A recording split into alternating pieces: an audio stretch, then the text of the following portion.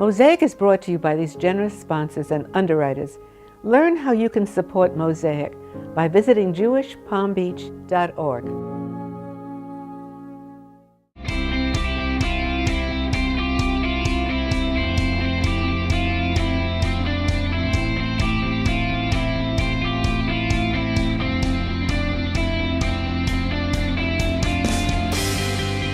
Good morning. I'm Barbara Kay, here with Susan Pertnoy, and welcome to Mosaic, Jewish Federation of Palm Beach County's weekly news magazine show. Mosaic explores Jewish topics here in the Palm Beaches and around the world. The United States and Israel are facing turbulent political situations, not to mention a tumultuous Middle East. Today you'll see an in-depth discussion with Ambassador Dan Shapiro, who served as United States Ambassador to Israel during the Obama administration. We'll get Dan's unique insight on how the U.S. and Israel are confronting the ever-dynamic and unstable Middle East right after this.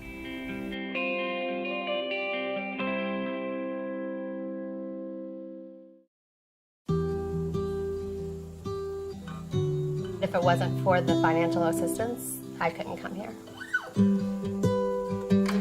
Every little bit helps. She says, I get stronger every day. When you have a child and you want the absolute best for them, it's twice as important to make the community stronger.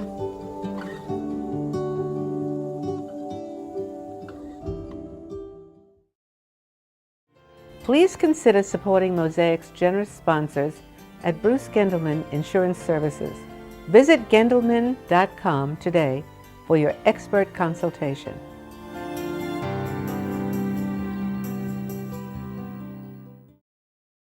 The all-new Bremen Porsche, a world-class experience. Club Bremen is amazing. World-class dedication. It's the most exciting thing. I recommend it to anybody. I don't care what your skill level is. World-class excitement. I think it's a great brand. These cars are designed to go this fast. World-class performance. They took me out to the track to race the car. Anyone that wants to get a Porsche, Bremen's the place to go. The all-new Bremen Porsche, a world-class experience. Interested in a different kind of Israel travel experience? Join dozens of local community members for a personalized journey through Israel during the country's 70th year of independence. Israel Your Way is Jewish Federation Community Mission to Israel in June 2018. 5 immersive tracks will explore Israel's technology and innovation, arts and culture and cuisine, spirituality and religion, politics and security, and even a track for first-timers and families. Learn more and sign up while there's still space at israelyourway.org.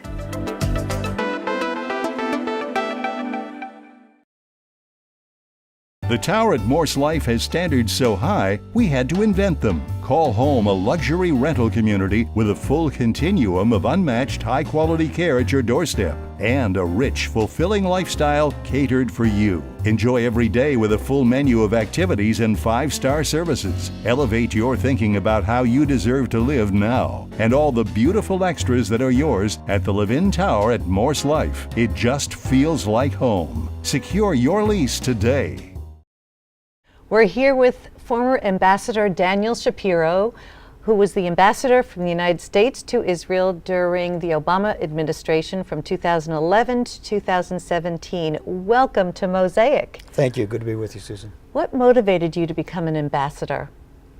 I had spent most of my career working on Middle East policy, and my involvement with Israel goes back even before that.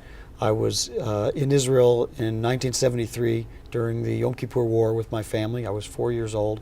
We lived through that war, and it stuck with me and stuck with my family and bonded us to Israel. So it led me on a path that kept me focused on helping Israel be secure and helping Israel achieve peace with its neighbors and helping the United States and Israel be the closest possible allies. So I advised members of Congress along those lines, and that's where I met President Obama. And it turned out we had a very similar idea about how the United States and Israel could and should be allies on pursuing all of those things together. I advised him first on his campaign in 2008, then at the White House on the National Security Council. And then he asked me to go to Israel, where, because of my background and because I speak Hebrew and because I knew Israeli society, because I had a good relationship both with him and with Prime Minister Netanyahu, he felt I had a lot to offer, and it really was the most fulfilling and most hopefully impactful role I could have played in that administration. You've said that it was a position you were preparing for your whole life, but you didn't even know it. What did you mean by that? You know, I mean that these experiences, starting from when I was 4 and spending time with my family there, returning as a student after high school, and again for a full year at Hebrew University, and getting Hebrew education to a high level, and really becoming so immersed in Israeli culture and Israeli society and with Israeli friends across many, many political and business and cultural connections. I wanted to be involved in Israel in every possible way, and especially involved in strengthening the relationship between the United States and Israel. So most of my work professionally on Capitol Hill was focused on that as well. And so it had never actually occurred to me that a president of the United States might actually ask me to take my family and go and represent our country in Israel. But once the president did, it seemed absolutely natural. It seemed like the thing that I had really been building up to all those years. It's so prideful. Tell us, what does an ambassador do? What did you do in Israel as an ambassador? I had so many different roles, and much depended on what was on the agenda. Of course, any ambassador plays a critical role in the communication between the two governments. And so I was frequently in the Prime Minister's office. I was working with the Prime Minister and his staff on whatever was the most pressing issue. If it was preparing for peace negotiations with the Palestinians, we were working together on that. If it was working through our agreements and differences on the Iran nuclear deal, it was talking about that. If it was helping negotiate ceasefires during the Gaza wars, those were always critical parts, and I was the channel of communication, or one of them anyway, between the two governments. But something that we all learned, those of us who were ambassadors in my generation, was that ambassadors can't restrict themselves just to that relationship with the host government anymore. That's still critically important, but you've got to engage the public. And so you've got to go out and meet, in my case, Israelis, wherever they live, get to know them. If you speak their language, so much the better. Invite them into the relationship through educational exchanges or business opportunities or travel to the United States or bringing American political and business and cultural leaders into their communities. And so I tried to get to know Israelis all over the country. And then that even led into a kind of a business promotion aspect. One of the things I focused on even more later in my tenure was helping American companies who are setting up their R&D centers and finding Israeli partners, and helping Israeli companies come and set up in the United States. So there's a political and a cultural and a people-to-people and of course a security and an economic aspect to that job. I didn't even mention how much time I spent with the IDF, visiting all the military bases and all the joint exercises we do. You were very visible there, obviously. What were some of your most memorable moments? Well, the most, I think, important thing I contributed to during my service in the Obama administration, first in the White House and then in Tel Aviv, was the expansion and the funding and the expansion of the Iron Dome system. And when I got to Israel, Iron Dome had just been deployed for the very first time after the first waves of funding that President Obama had initiated when he took office. And I watched the development of this system to the point where when the two Gaza wars I was there for in 2012 and 2014 occurred, Israelis who previously had been in the line of fire of these rockets from Hamas in Gaza were able to assume, and correctly, that they could be protected by Iron Dome. They still went to the bomb shelters, but over 1,000 times since that system has been deployed, it has intercepted a rocket that was heading directly to an Israeli population center. That's a life-saving technology, and we've literally saved lives. And when I say we, I mean my tax dollars and your tax dollars, and everybody watching this is tax dollars, and all our leadership's commitment to save Israeli lives. There's really no better example of that. So that was, I think, the thing I felt proudest of. Obviously, when President Obama came to visit in 2013, and I got to take him around the country and meet Israelis and give a very well-received speech, and at that time work very closely and in a positive way with Prime Minister Netanyahu, it was thrilling. Anytime an ambassador gets to host their president, I'm sure. That's a real thrill. So Was the relationship between President Obama and Netanyahu as contentious as people say it was? I thought you'd never ask. It had its moments. Actually, the truth is it was not as contentious as it's popularly conceived most of the time. They met, I think, 16 times. I was present for all of their meetings. There were dozens of phone calls. And these were two leaders who actually had a lot in common in terms of what they prioritized. They prioritized the security partnership between our relationship, the intelligence sharing, the common approach to the threats that threaten both of us, whether it's Hezbollah or ISIS or Iran's nuclear weapons or the instability in the Arab world. So they got a lot done on most of those meetings. But that doesn't mean they always agreed, and obviously there were some more contentious times.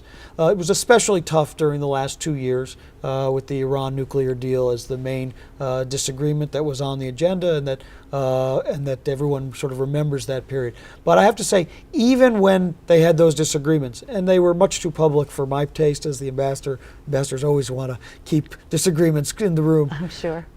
When it was over and they got together in Washington at the end of 2015, they had one of their most productive meetings about holding Iran's feet to the fire to comply with the agreement, about making sure we were confronting Iran's other non-nuclear threats like arming of terrorist groups and ballistic missiles, and helping ensure Israel could protect itself from violence in Syria, and launching the negotiations that produced the $38 billion agreement on military assistance for the next decade. So that told me a lot. The two leaders, even when they disagree, even when they may not be best friends, I'm not sure they'll spend time on the golf course together when they're both retired, actually if they prioritize the relationship and our common interests and common values, they can get a lot done together. On that note, we're going to take a break, and we'll be back with the ambassador after this brief message. Coming up, more from our discussion on the future of the United States-Israel relationship with Ambassador Dan Shapiro.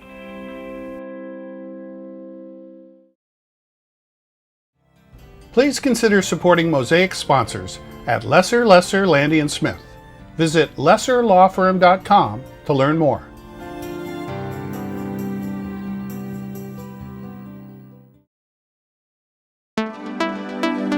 Celebrate Israel's remarkable 70 years at Jewish Federation's community-wide celebration.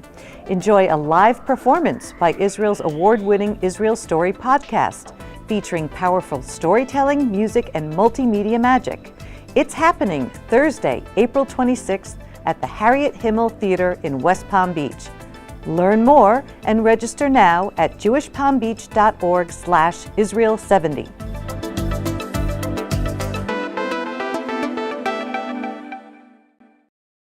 Our lives are made of memories, but when those memories start to fade, your happiness shouldn't follow. At Morse Life's Memory Care Residences, your loved one is safe and secure with the very best care from our staff who are specially trained to work with memory loss. The greatest luxury of all is the peace of mind that awaits at the gold standard Memory Care Residences at Morse Life. Find the life you love again. Secure your lease today. The Memory Care Residences at Morse Life. We're back chatting with Ambassador Shapiro, and we're going to move on to the current administration. Obviously, they recently announced plans to move the U.S. Embassy in Israel to Jerusalem. What do you foresee as some of the possible benefits or consequences of this move for peace negotiations? First of all, I strongly support the move. And I said this as soon as I left my old job, that even though I worked for all those years at the U.S. Embassy in Tel Aviv, I understood. I got in the car every day and traveled to Jerusalem and worked with the Israeli government in their offices in West Jerusalem. There's no mystery. Functionally, we've always treated Israel's capital as Jerusalem, and we should. And of course, one of the very real benefits of this decision is the way it counters, even punctures a myth that too often we hear perpetrated by the Palestinian side, that there's no Jewish historic connection to Jerusalem. Of course, that's nonsense. Of course, there's a thousands of year connection. So this is an appropriate thing for us to do. I even might have gone further and had the embassy moved on the same day into one of our West Jerusalem facilities that the president made that announcement. The only thing I would have recommended they do differently is try to place that announcement in the context of the overall plan for a two-state solution, which I believe they continue to work on. I think that would have made it a bit easier for for the Palestinians to absorb, to understand that they also can achieve some of their aspirations for their capital in East Jerusalem over time and through negotiations, and that would have prevented it from becoming a source of discord, or at least to the degree it has. They still actually have another opportunity. The embassy now is designated to open on May 14th, and so between now and then, or at the time of that ceremony, I think it would be perfectly appropriate to place that moment and that decision in the context of a proper plan for a two-state solution, the thing Jared Kushner and Jason Greenblatt have been working on all these months, and so I hope they will make that decision between now and then. How receptive do you think the Palestinians are going to be to that? I think the Palestinians obviously are not in a great frame of mind. President Abbas made a really unfortunate speech about a month after the Jerusalem announcement, and he said some really unacceptable things about Israel. Had probably removed himself from the prospects of negotiating a two-state solution.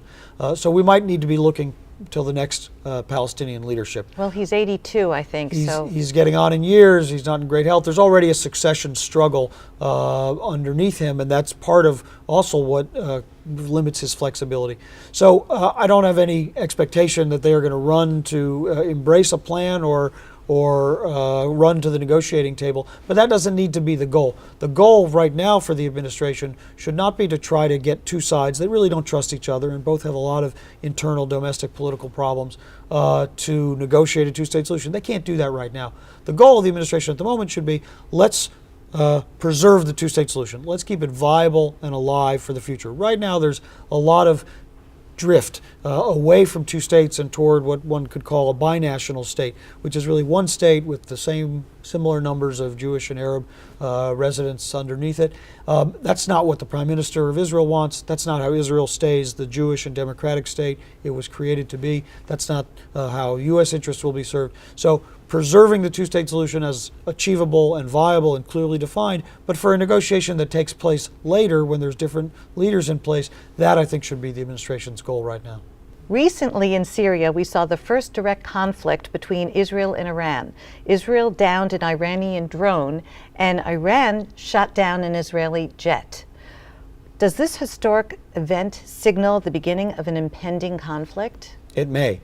There's no question that Iran has made very clear that it wants to use Syrian territory that's been recovered by the Assad regime in the civil war, and Syrian territory that's been vacated by ISIS after we have defeated them, as a base of operations and attacks against Israel.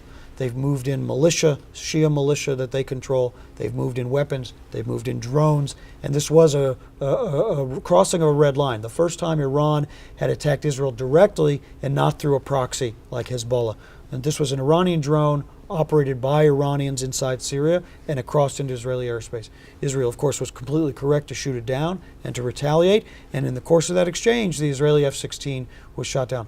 We're very of course, lucky, all of us, that F-16 made it back into Israeli territory and crashed there, and even more lucky that the pilot and navigator survived.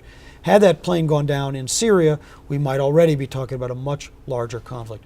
So there's no question Israel needs to be vigilant. It already has been over the last 5 years, striking at Iranian weapon shipments to Hezbollah through Syria. Now it has to expand that target set to Iranian facilities themselves in Syria, and the United States has a role to play, not necessarily to help do those strikes, but to provide intelligence and to provide diplomatic legitimacy and backing for Israel so that everyone understands Israel has the freedom of action it needs to take after these targets. How are other countries responding to this conflict?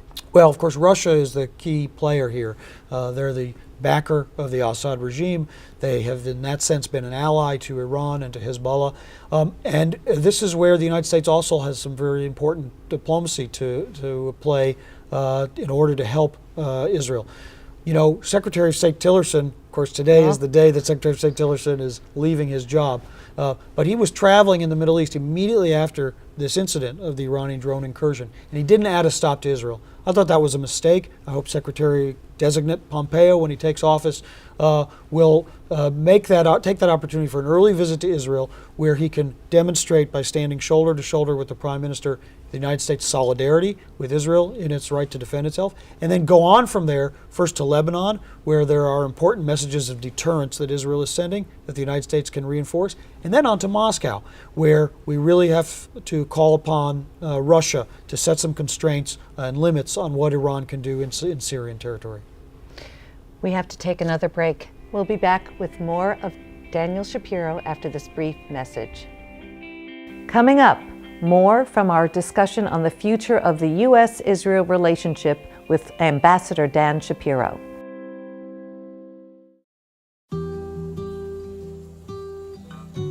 If it wasn't for the financial assistance, I couldn't come here. Every little bit helps. She says, I get stronger every day.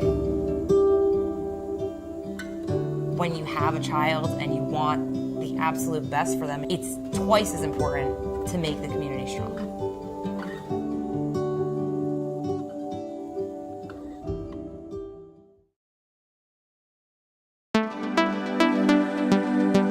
Interested in a different kind of Israel travel experience? Join dozens of local community members for a personalized journey through Israel during the country's 70th year of independence. Israel Your Way is Jewish Federation Community Mission to Israel in June 2018.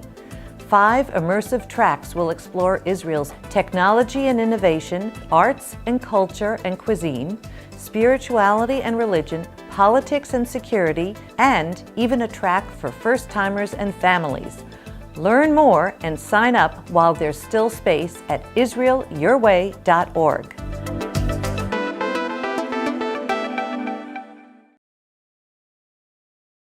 We're back with Ambassador Shapiro, who's enlightening us on many aspects of his time in Israel.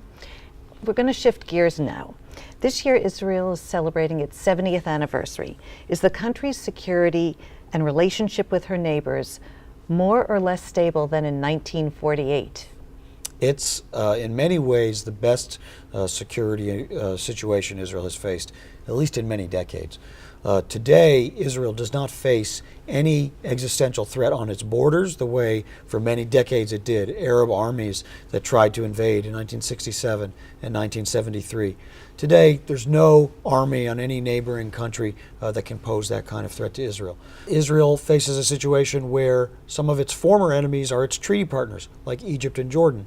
And even other countries, even if they're not formal allies, they are no longer enemies. Saudi Arabia, the United Arab Emirates, other Gulf states, other moderate Sunni states really see Israel as a strategic partner because they face the same enemies, Iran, Hezbollah, ISIS, Al-Qaeda. And so Israel doesn't have those countries to worry about as security threats. There are still very serious security threats. We've talked about Syria. We know that Hezbollah in southern Lebanon and Hezbollah and Iran together in Syria can pose a very serious threat against Israel. We know Hamas in Gaza has periodically launched rockets and has dug tunnels into Israel, and so we know those threats are there. And of course, over the years, Iran, which still, I'm sure, seeks and pursues and hopes it will achieve a nuclear weapon, even if that's been constrained by the Iran nuclear deal for a while, could become an existential threat to Israel as well. So those threats haven't gone anywhere, but there's no military that can challenge Israel. There's no intelligence service that can challenge Israel. Israel, of course, has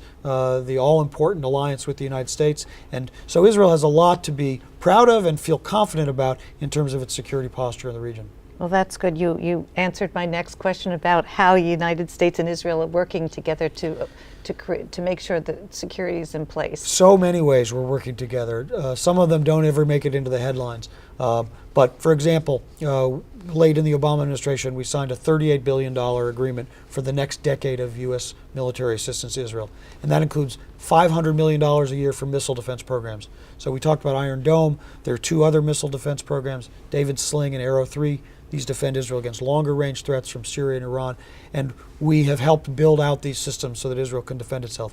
And the traveling tunnel? We've also helped them detect tunnels that Hamas is digging under the border and develop technologies to destroy them. And our military is trained together. Every month I had a senior general or admiral from the U.S. military sitting in my office at the head of a delegation of American service members who had come to train with their Israeli counterparts, and we learn as much from it as they do. Our intelligence services share in an intimate, coordinated way that we don't with hardly any other allies in the world, maybe one or two others. So Israel is really a peer when it comes to intelligence. We have, of course, ensured that Israel has the highest qualitative military edge that it needs, including the F-35 Joint Strike Fighter, so it can dominate the skies across the Middle East. And the relationship is maturing in economic and people-to-people and technological and innovation areas as well, that all provide ballast and undergird the security partnership. So in many ways, this partnership is the best it's ever been, and I'm proud of what we achieved during my time in government. That was building on what our predecessors achieved, and I believe the current administration is taking it to the next level as well. Why are former enemies like Egypt, Qatar, and Saudi Arabia now improving their relationships with Israel? It's primarily a phenomenon of the enemy of my enemy is my friend. Egypt long ago determined that its national interests were better served by ending its state of war with Israel and opening its relationship with the United States, moving away from the Soviet Union. That's a slightly different story. But the Saudis, the United Arab Emirates, the other Gulf states, they are not focused on Israel as a threat. They are focused on one issue: Iran, Iran, Iran. When you listen to the Saudis or the United Arab Emirates officials talk about Iran, you think you're hearing Benjamin Netanyahu talking. They see this threat as the same threat. They've banded together as partners and allies. What used to be a just purely quiet, under-the-table security or intelligence dialogue is now an open secret. Everybody knows and everybody talks about it. And we hope we will soon see those relationships even surface to be public and formal and available for the citizens of both countries to see. We're not there yet, but I think that's the trend. How has Israel's standing as a leader of energy and technology shifted relationships with its neighbors? Well, Israel's technology is in high demand, not just among its neighbors, by the way, but Israeli water technology, defense technology, cybersecurity technology, clean energy technologies, transportation technologies. Startup Nation is not just about IT technologies anymore. It's really in demand all over the world. And we've actually seen Prime Minister Netanyahu on a world tour in the last 2 to 3 years that no Israeli Prime Minister has ever been on. China, Japan, Singapore, India, Africa 3 times, Eastern and Central in Europe, Latin America. Countries that have never hosted an Israeli Prime Minister are eager to host him, and he always brings with him a big delegation of Israeli technology innovators. Those technologies are obviously improving lives, making people healthier and safer and making our environment cleaner, but they're also opening doors for Israel, and they're making Israel sought after and desired partner. That hasn't happened quite as much with the immediate neighbors because, as I mentioned, those relationships stay just below the surface. But I think they are also going to be a key to expanding those relationships and bringing those to the surface as well. Ambassador Shapiro, thank you so much for joining us. We just ran out of time. Great to be with you. Mosaic is brought to you by these generous sponsors and underwriters: